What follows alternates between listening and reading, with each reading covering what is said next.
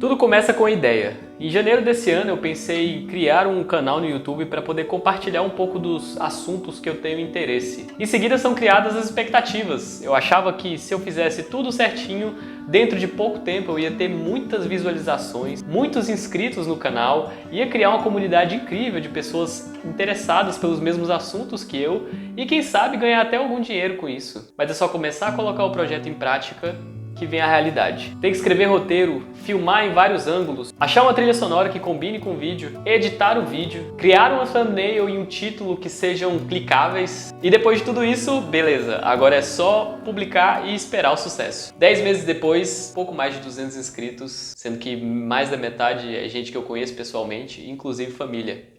Beijo, mãe. Esse exemplo ele ilustra bem a jornada de quem está querendo colocar alguma ideia, algum projeto, colocar algum plano em prática.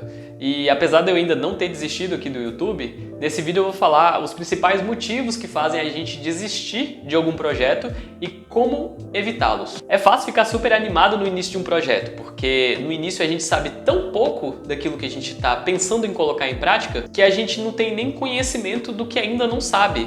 E esse efeito ele já foi identificado por pesquisadores e ele se chama Dunning-Kruger. Esse efeito diz que as pessoas que sabem muito pouco sobre um assunto tendem a achar que sabem mais exatamente por não identificar as falhas, as lacunas no seu conhecimento. Então as pessoas sabem tão pouco que não têm nem consciência do que ainda não sabem. E comigo, obviamente, não foi diferente. Em vários projetos que eu já tive, exatamente por não conhecer o tamanho do caminho que eu deveria percorrer para atingir o meu objetivo, eu achava que eu chegaria neste objetivo assim muito rápido. Isso porque eu não tinha conhecimento do tamanho do caminho que me esperava pela frente. Isso é uma coisa muito interessante, porque o fato de o conhecimento ser uma coisa imaterial, ele gera essas ilusões na nossa cabeça.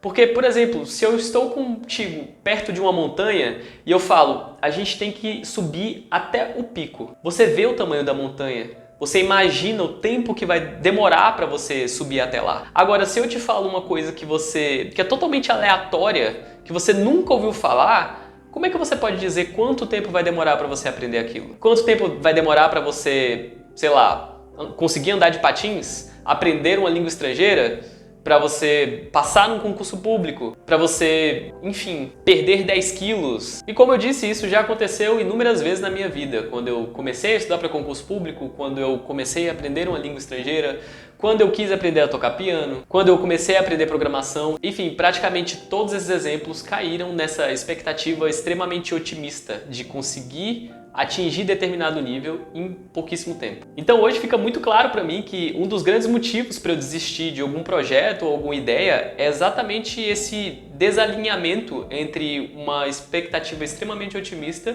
e a realidade. É o não conhecimento do caminho que leva até aquele objetivo. Então uma forma de evitar que isso aconteça é conversar com pessoas que já puseram um projeto em prática, um projeto que você está querendo fazer. Então se você está querendo aprender uma nova língua, conversar com alguém que está estudando essa língua, ou que já estudou e passou e tem mais ou menos o mesmo contexto que você, é uma boa forma de evitar que você tenha uma expectativa extremamente otimista em relação a isso. E assim, é bom conversar não só com uma pessoa, mas com várias, porque as pessoas são diferentes, então elas vêm de contextos diferentes. Então talvez para uma pessoa atingir aquele objetivo, demorou pouco tempo, para outra demorou mais. Assim você consegue ter mais ou menos uma ideia de quanto tempo demora para você conseguir atingir o seu objetivo.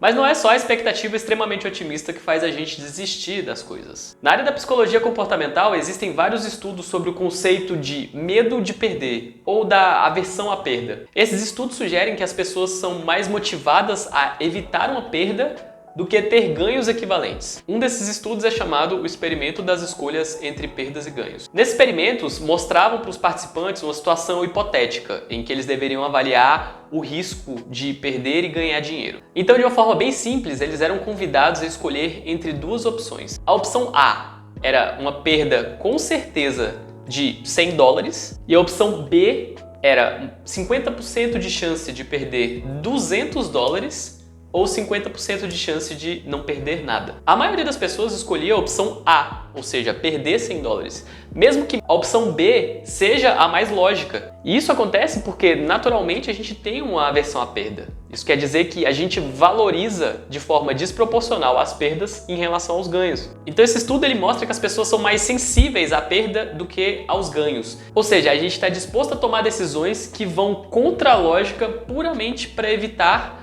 essa sensação negativa de perder. Trazendo para o nosso exemplo, vamos dizer que você começou a aprender inglês e você começa a ter sinais de que você não vai conseguir chegar àquela fluência ou aquele nível de inglês que você desejava no tempo que você estimou. O medo de perder, ou seja, o medo de perder o tempo gasto com isso, gasto com esse estudo, o medo de perder o esforço que você teve para chegar até aí, o medo de perder até dinheiro com essa atividade, faz com que você desista da ideia antes mesmo dela amadurecer. E uma forma de evitar esse medo de perder é entender o porquê. Qual é o porquê de você fazer determinada atividade?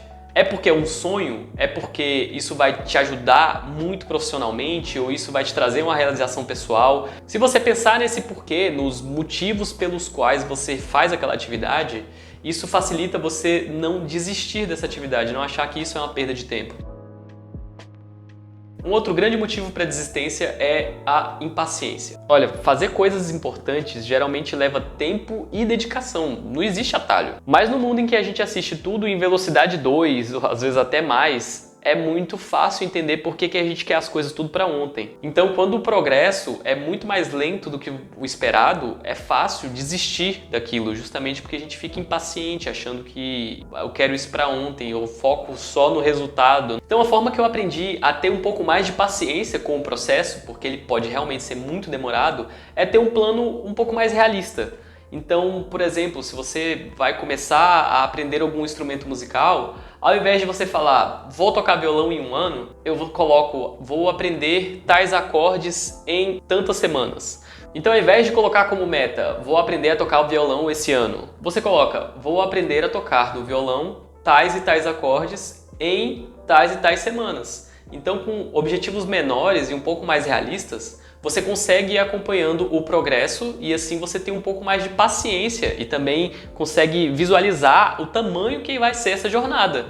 E com esse progresso pouco a pouco, você consegue se motivar para não desistir. Um outro exemplo é, ao invés de colocar esse ano eu vou ser fluente em inglês como meta, você pode olhar qual é o conteúdo, todo o conteúdo que você precisa estudar para chegar nessa fluência desejada. A partir do momento que você sabe qual que é todo o conteúdo que você precisa estudar, vai ser igual você olhar para a montanha. Você não vai dizer que você vai subir aquela montanha em 2 horas, porque você sabe quanto tempo demora para dar um passo, você sabe quanto tempo vai demorar para você aprender determinado assunto. Então você vai traçar um objetivo muito mais realista e que depende muito mais de você.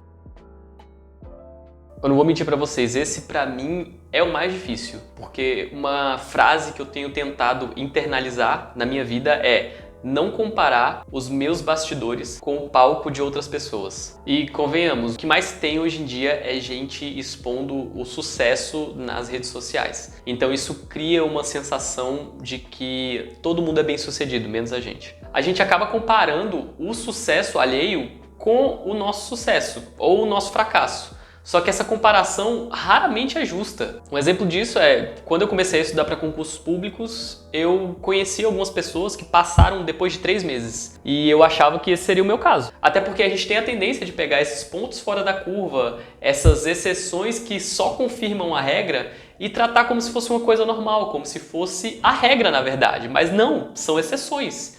E são exceções exatamente porque não é dessa forma que acontece com todo mundo.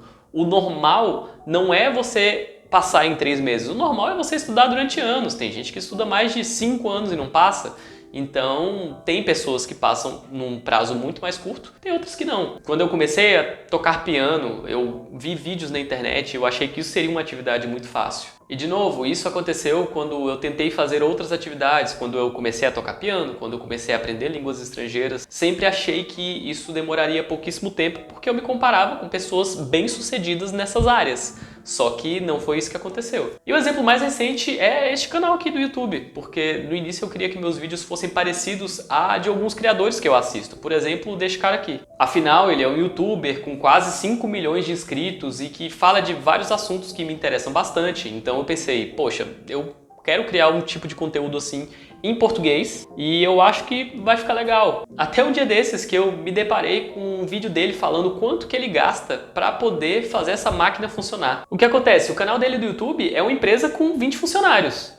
20 funcionários que trabalham exclusivamente para isso. Ele tem pessoas que escrevem os roteiros para ele tem pessoas que filmam para ele, pessoas que editam, pessoas que escolhem as músicas, escolhem as imagens que vão aparecer no vídeo dele, os títulos, pesquisam tudo. Ou seja, ele tem 20 profissionais especializados em cada área para fazer o trabalho dele ser do jeito que é. Só que isso é um trabalho invisível. Eu, como espectador, eu não consigo enxergar todo esse trabalho que tem por trás daquele vídeo. Isso faz com que eu me compare os meus bastidores com o palco, com o sucesso que ele tem. Porque a única coisa que eu vejo é um criador de conteúdo com quase 5 milhões de inscritos e com vídeos que tem milhões de visualizações e que fala de um assunto que eu também falo nos meus vídeos. Então eu, Felipe, a empresa de um homem só, na minha imensa ingenuidade, acho que eu vou conseguir o mesmo resultado que ele, sendo que isso é praticamente impossível.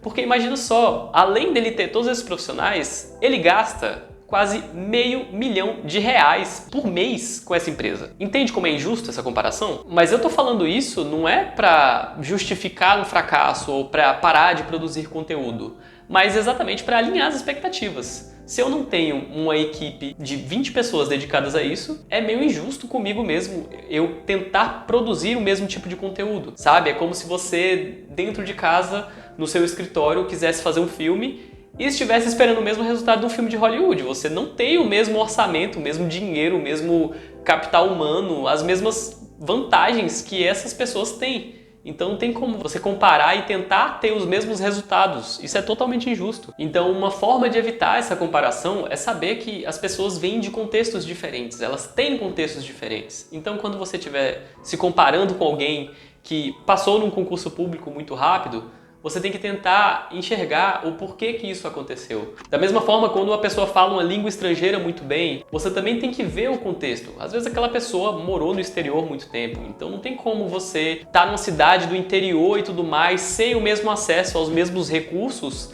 tentar chegar no mesmo nível. Isso é muito injusto. São pessoas diferentes em contextos completamente diferentes e que têm vantagens que talvez você não tenha. Então não dá para você aplicar as mesmas regras para você. Então é isso, eu tenho certeza que eventualmente eu ainda vou desistir de alguns projetos, até porque o meu tempo não é infinito e eu preciso colocar algumas prioridades, né? Não dá para fazer tudo. Mas entender todos esses motivos faz com que as minhas expectativas estejam cada vez mais alinhadas com a realidade. E eu espero que esses pontos tenham servido para você refletir antes de começar um novo projeto e principalmente refletir antes de desistir. Só um lembrete, se você gostou desse vídeo, ele te ajudou de alguma forma, compartilha com outras pessoas que você acha que também vão gostar desse vídeo e se inscreve no canal. Não me ajuda financeiramente, mas me dá uma motivação a mais para não desistir, beleza? Valeu!